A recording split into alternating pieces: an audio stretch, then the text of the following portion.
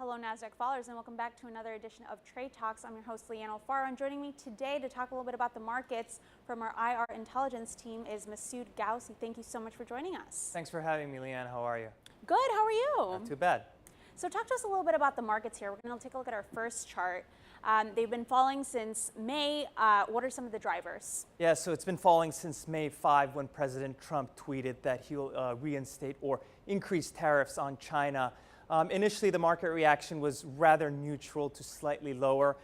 However, over the last few days, as trade tensions have been escalating, we're seeing an accelerated loss across global equities. So basically a sea of red across global equities. However, the consensus view among the market participants is that there could potentially be a trade deal towards the end of June when President Xi and President Trump meet at the G20 summit.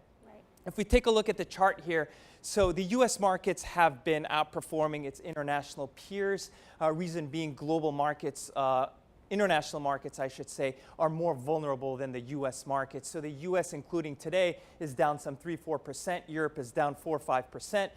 The red China here is down approximately 7%, and emerging markets are down 8%. So not quite correction territory, but we're seeing underperformance by international equities.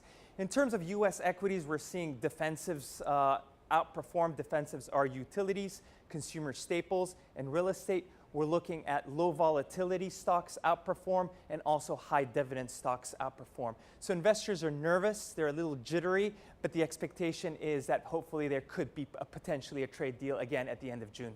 So definitely headlines to keep an eye on. So how does this compare to Q4 and how does the Fed play into it?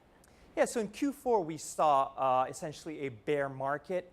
It was triggered by trade tensions that it was also escalating, but we also had a Fed that was tightening monetary policy. We saw 4 rate hikes, and we also saw the trimming of a balance sheet. So that really contributed to the what's called the global asset deflation in 2018. Fast forward Q1, we saw a pivot by the Fed. They loosened monetary policy or turned a little bit more dovish. And since then, markets have been rallying. Q1, we saw a spectacular rally. And in Q2, we're starting to see the markets fall, but not as much as Q4. So now, if we take a look at our next chart here, what is the macroeconomic data telling us then?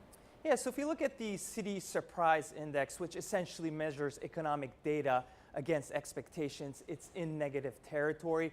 So macroeconomic data is coming in weaker. Also gauges of economic growth, South Korea trade numbers. We're looking at global PMI numbers, and also business confidence has been coming in weaker. So definitely there is, from a macroeconomic data standpoint, there is trade tensions are playing into it, and markets are weakening, and sentiment is also softening.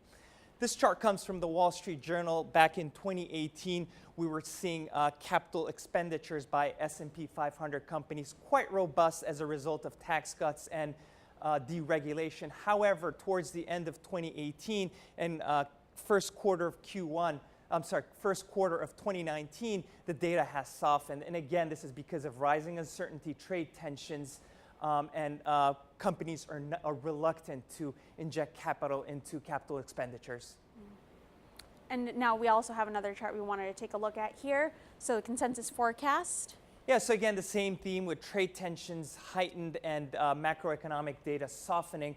We're starting to see expectations for Q2 GDP drop. Last quarter, we saw a GDP of, I think it was approximately 3.3%. The previous quarter is in and around 3%, which is in line with the long-term historical average of 3.3%.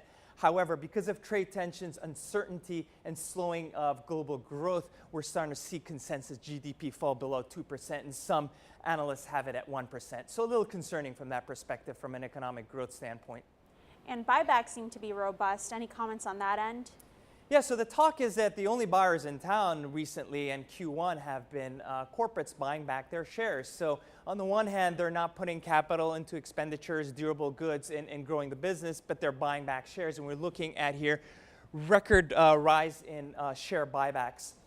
Ned Davis did an interesting research, and they assumed if you take out the buyback, that the market's Q1 would be lower by 19%. So effectively, the markets would have been flat to slightly lower. Wow.